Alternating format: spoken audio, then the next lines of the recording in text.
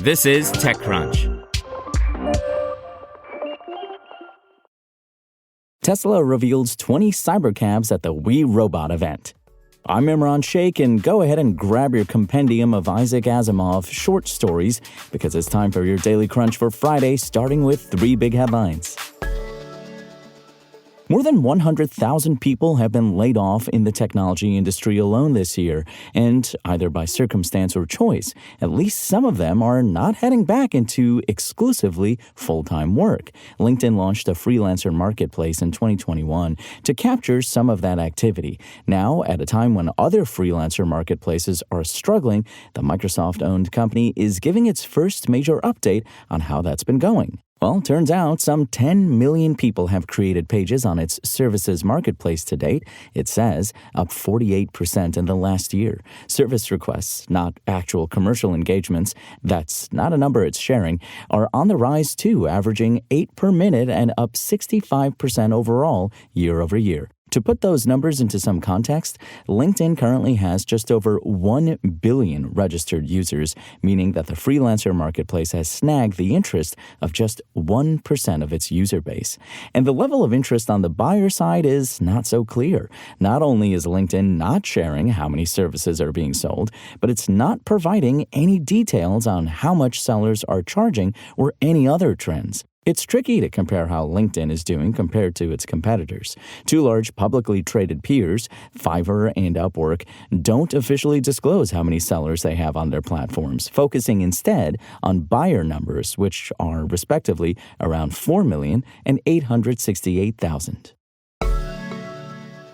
Well, looks like AI's spamming up job applications. Jason Kubler from 404 Media recently wrote about a person who claimed to have used a free tool, AI Hawk, to apply for 17 jobs in 1 hour, only stopping when they'd reached a respectable 2,843. The tool automatically entered the person's bio, generated resumes, wrote customized cover letters, and checked all the necessary and literal boxes before filing the paperwork on their behalf.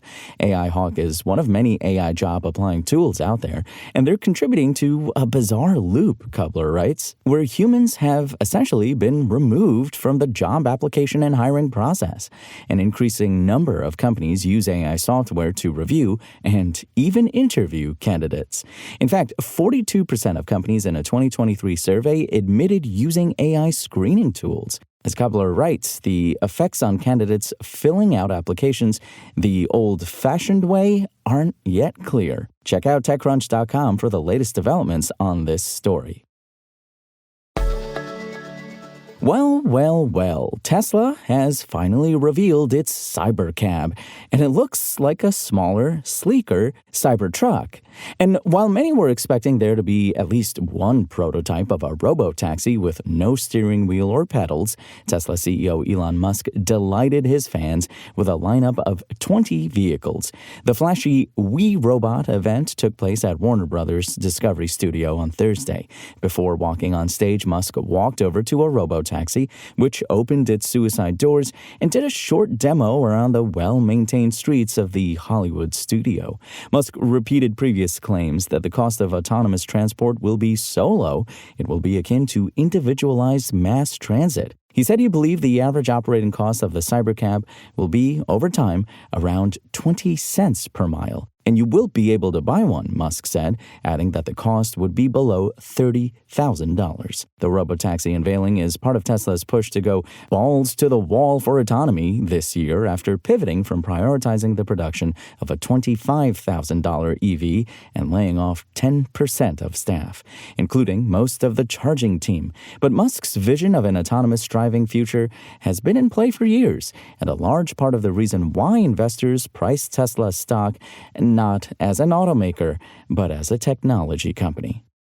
Let's throw it over now to producer Dennis with today's startup business news in about 1 minute. Thank you, Imran. And accountants typically dread month-end and quarter-end closings. That's because finalizing financial records for a specific period is generally a manual, error-prone, and time-consuming endeavor. Enter early-stage startup Numeric, an accounting software that automates certain parts of the book closing process. Over the last year, Numeric's revenue has increased fourfold to the single-digit millions, and investors are suddenly flocking to back the company. Now, just 5 months after it raised a $10 million seed round from a slew of well-known investors, the company has raised a $28 million Series A. And when Swish was launched last year, the social app was initially designed as a poll game, where users can answer 5 daily questions with their friends. However, the company has completely switched gears, joining a very crowded market, photo album sharing platforms. These types of apps have existed for a little over a decade, but Swish believes it can stand out by offering Gen Z-focused features. The first feature that sticks out is the ability to filter out alcoholic beverages and solo cups, making it a useful tool for young users, especially college students, wanting to maintain a squeaky clean image on their social media accounts. Another feature is the ability to hide certain photos. For example, if someone appears visibly intoxicated at a party or has their eyes closed, they can request to hide the photo. The company has raised $2.4 million to date. And that'll do it for me. Imran, back to you. And that's your Daily Crunch. Today's stories were reported by Ingrid Lunden, Kyle Wiggers, Frederick Lardenois, and more beautiful, lovely TechCrunch journalists. We'll see you here tomorrow, same tech time, same Crunch channel. And until then, find us reading up on robot dreams at TechCrunch.com.